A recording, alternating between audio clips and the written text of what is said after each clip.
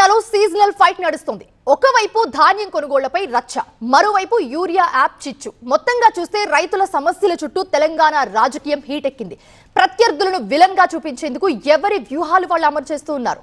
వార్నింగ్లు కూడా ఇచ్చుకుంటున్నారు నేతలు. ఇక సమస్యలు పరిష్కరించాలంటూ రైతులు సైతం రోడ్డెక్కారు. ఇప్పుడు IIHM స్టూడెంట్స్ ప్రపంచం మొత్తం ఉద్యోగాలు చేస్తూ లక్షల్లో జీతాలు సంపాదిస్తున్నారు. ఇప్పుడే చేరండి international institute of hotel management. ధాన్యం కొనుగోళ్లపై తెలంగాణలో కొన్ని వారాలుగా పొలిటికల్ డ్రామా నడుస్తోంది. ఇప్పటికీ చాలా చోట్ల కళ్ళాల్లోనే ధాన్యం ఉంది. జోరు వానలు మొదలైపోయాయి. మళ్లీ మొలకలు వేసే సీజన్ కూడా వచ్చేసింది. అయినప్పటికీ పంట నమ్ముకోలేక రైతు అవస్థలు పడుతున్నాడు. అదే సమయంలో ధాన్యం కొనుగోళ్ల జాప్యంపై మూడు పార్టీల నేతలు కూడా ఒకరిపై ఒకరు వేలెత్తి చూపుకుంటున్నారు. రికార్డు స్థాయిలో ధాన్యం కొనుగోలు చేశామని కాంగ్రెస్ అంటోంది. ఇప్పుడంతా కేంద్రం చేతుల్లోనే ఉందని అంటోంది కాంగ్రెస్. జూన్ 15 లోపు ధాన్యాన్ని కొనకపోతే ఊరుకునేది లేదని హెచ్చరికల్ని కూడా పంపింది.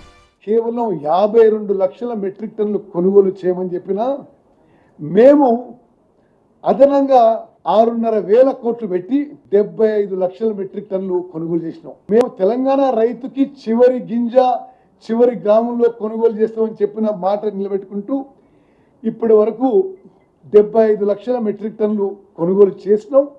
ఇంకో 1 లక్ష మెట్రిక్ టన్నులు ఈ వచ్చే వారం 10 రోజుల్లో వచ్చే అవకాశం ఉంది.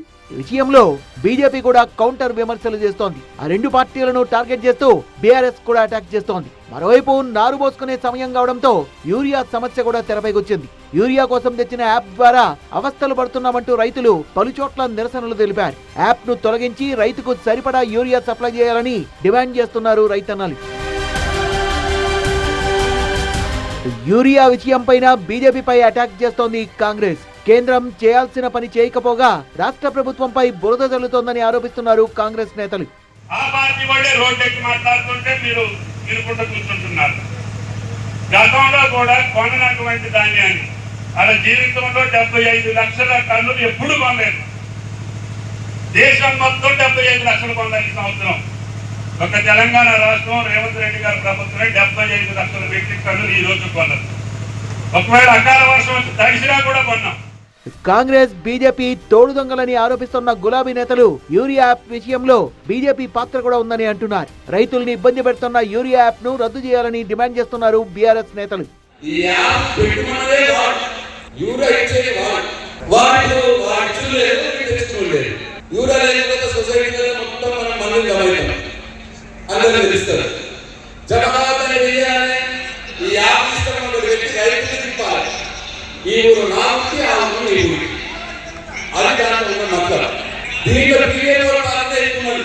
రైతుల చుట్టూరా తిరుగుతున్న ఈ రాజకీయం ఏ టర్న్ తీసుకుంటుందో చూడాలి మరి.